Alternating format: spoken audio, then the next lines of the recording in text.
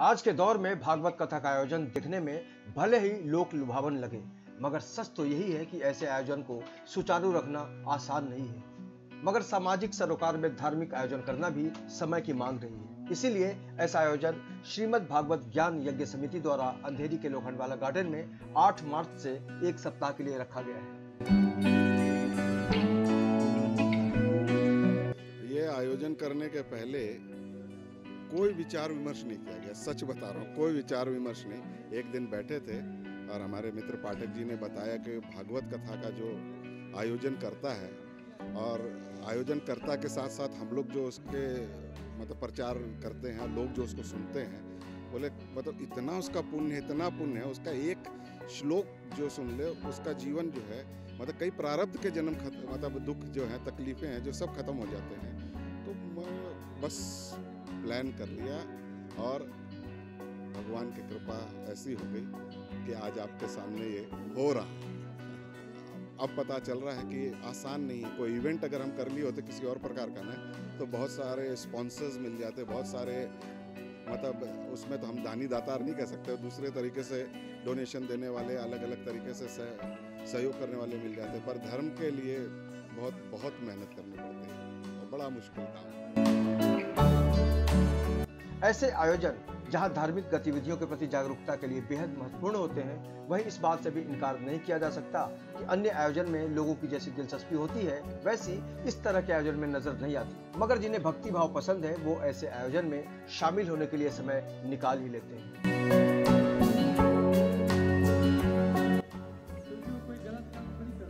हमारा उद्देश्य ये होता है कि इस भागवत कथा से जो भटके हुए जीव हैं, यानी भटके हुए प्राणी हैं, जो इस कलिकाल में उन्हें उचित मार्गदर्शन देने वाला कोई नहीं होता है, तो ग्रंथ जो है, ग्रंथ निष्पक्ष होता है, निर्लिप्त होता है और ग्रंथ व्यक्ति को उचित मार्गदर्शन करता है, चाहे वो रामचरितमानस हो, वाल्मीकि रामायण हो या श्रीमद् भागवत पुराण हो। भागवत पुराण की कथा पे ज़्यादा जोर मैं इसलिए देता हूँ, महर्षि वेदव्यास जी ने लगभग 17 पुराणों की रचना कर ली थी, लेकिन एक्चुअल जो है जिससे भगवान को प्रसन्नता मिलती है वो भागवत है। यानी भगवान अपने भागवत के चर्चा से प्रसन्न होते हैं, उसकी चर्चा आपने की नहीं कहीं। तो इसके बाद भगवान वेदव्यास जी ने श्रीमद् भागवत की रचना की। इस भागवत महापुराण में 18,000 श्लोक हैं, 325 अध्याय हैं, 12 स्कंध हैं और ये भागवत ग्रंथ सृष्टि से लेकर आने वाले समय तक यानी कली के अंत चरण तक वर्णन किया हुआ है। सतयुग, त्रेता, द्वापर, कली के अंत चरण तक वर्णन है इस ग्रंथ। कलियुग में भागवत कथा, कलियुग में तो वैसे कहा गया है कि नाम की महिमा, कीर्तन की महिमा, सत्संग की महिमा।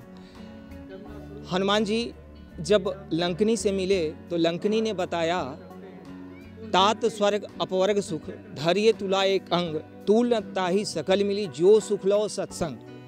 तो सत्संग की महिमा उसने लंकनी ने बताई हनुमान जी से। तो ये सत्संग कलियुग में महामणि है, इसके अलावा कुछ भी नहीं है।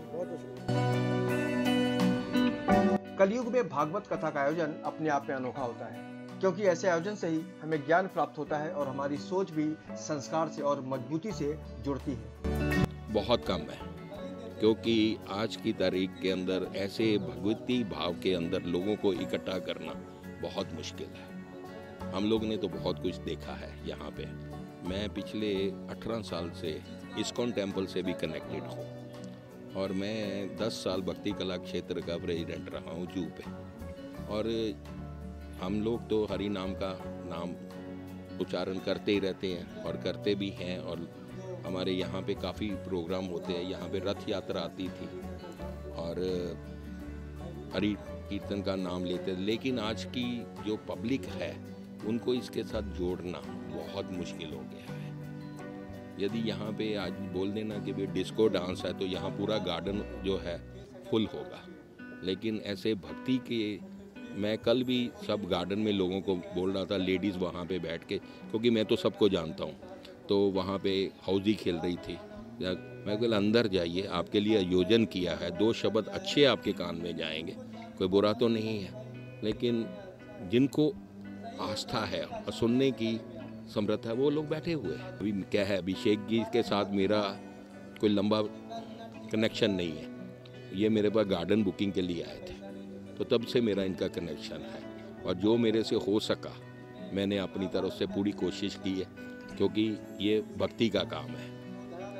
और यदि आज आप सबसे बड़ा दान बोलते हैं विद्या दान है। जब आप कभी किसी को विद्या देंगे तो उससे बड़ा दान कोई नहीं है।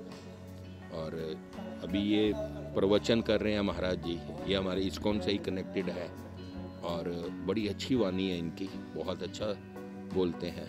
और आगे हम लोग चाहते हैं कि भी लोगों को इनके साथ जोड़ें और जुड़ें।